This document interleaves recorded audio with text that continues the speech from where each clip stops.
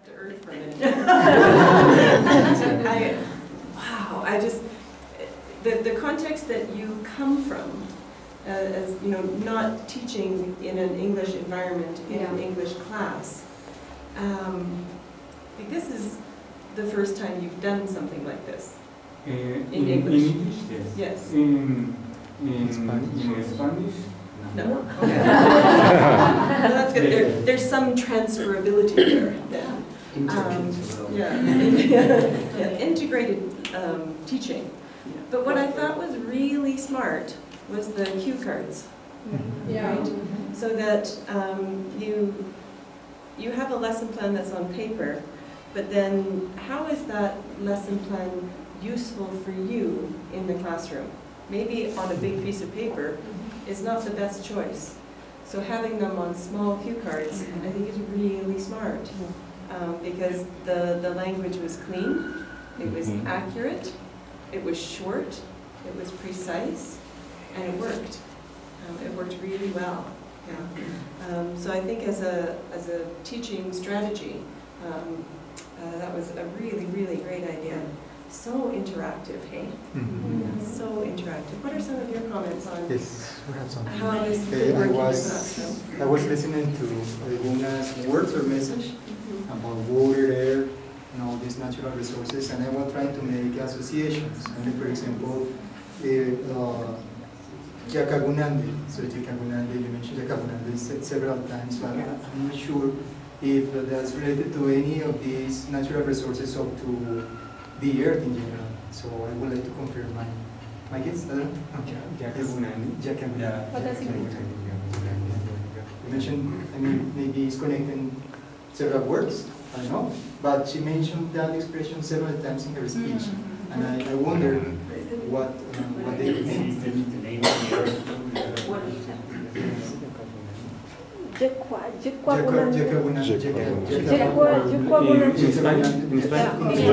En Spanish, Jekwagunandi es lo que decimos o lo que hacemos. Jekwagunandi. So does that mean that it's more of a concept rather than a thing? Yeah. But that's the way how our students feel facing another language. They don't understand things and they probably make several words or are related with some background knowledge of students. I mean,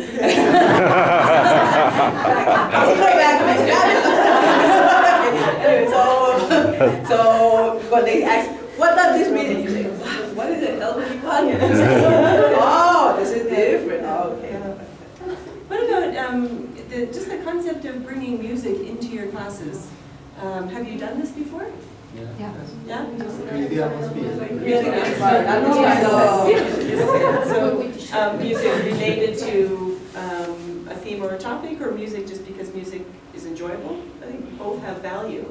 I think one idea that I was thinking for this lesson, I was trying to make notes, but also just be here and experience the here-ness of what this experience was. But if they were listening to that music, and you had the students doing a task, so let's say, in there, so they're listening to this music, because there's no lyrics, right? There's no words to this music, but it's sound, and the sound evokes a feeling, right? It makes you think of things. And so in their different groups of earth, water, air, was fire the other one?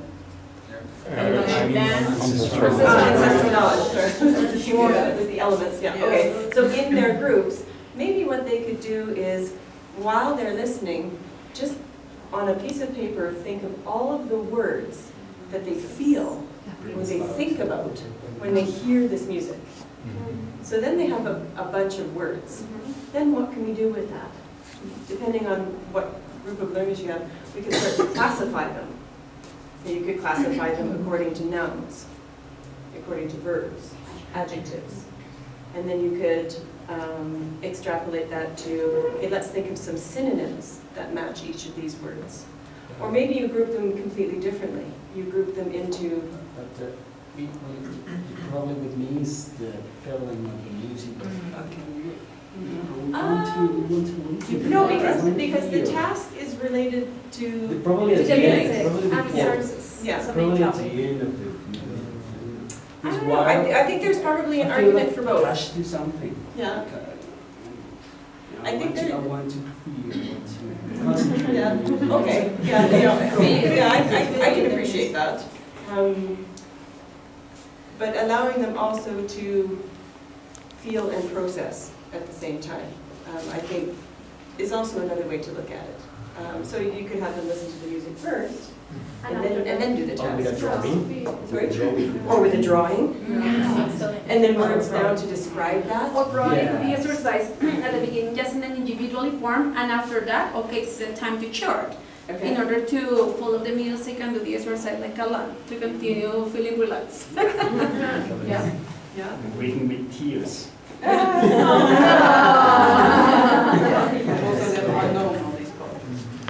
Most of them know or don't know? Unknown. Unknown. Exactly, so Okay. basically, his basic goals was to raise our awareness of Yeah.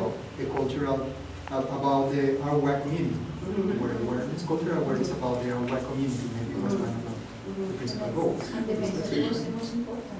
Sure, yeah, sure. And so listening to, however you decide to engage the students in some kind of language task related to the music, whether you do it while they're writing or while they're listening or after they've listened individually and then sharing in pairs, the richness of information that you would get from exposing them to this kind of music. I don't know, now I'm just thinking out loud, but this is very traditional music. It comes from a very different place than like reggaeton. Yeah. So in terms of looking at how one culture in that music borrows or has some ideas or ties to music from another type of genre, I wonder if there is any crossover there. Maybe not with, maybe putting it on as a bad example, but No, but that's. is there, I mean, it's thinking about music as a reflection of culture Yes. and what that culture is. There's the culture that we experience today, but what is the urban culture? And those two things, do they have something in common? Do they have, what are the contrasts there?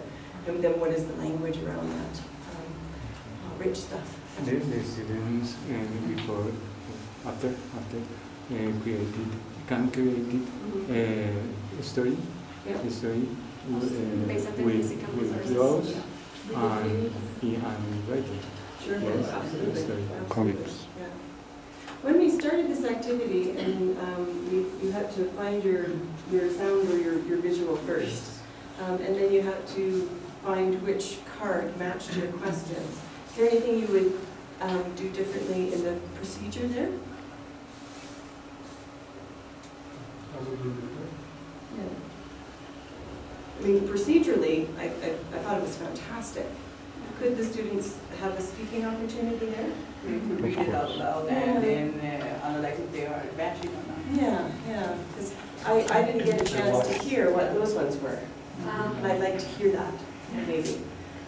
So giving them sort of a speaking opportunity for pronunciation purposes, but also to let everybody know what all of the matches are. So having the students read those as well. Lots of places we can go with the language in this lesson, but nowhere we can go in terms of improving on the technique, the methodology, and your connection with what you want to teach and how you wanted to teach it. I just thought that was fantastic, fantastic. Yeah, what did you say? Better than loud? It was fantastic. It makes me feel something because I belong to a native community too. So when I saw her, I think, oh, I'm just watching my people here. That really refreshed me in my mind. Yeah. That comes to my mind. I like that, yeah. Better than wow. Yeah. It's better than wow. Yeah. And his sister is living too. Yeah. Oh, Yeah, so, that's like, awesome. Well, then you have a gift. Thank you so much, and thank you for your.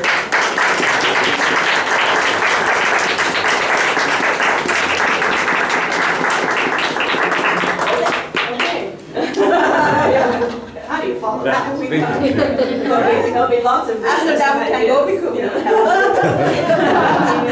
That will come, I Educated better. All right, so we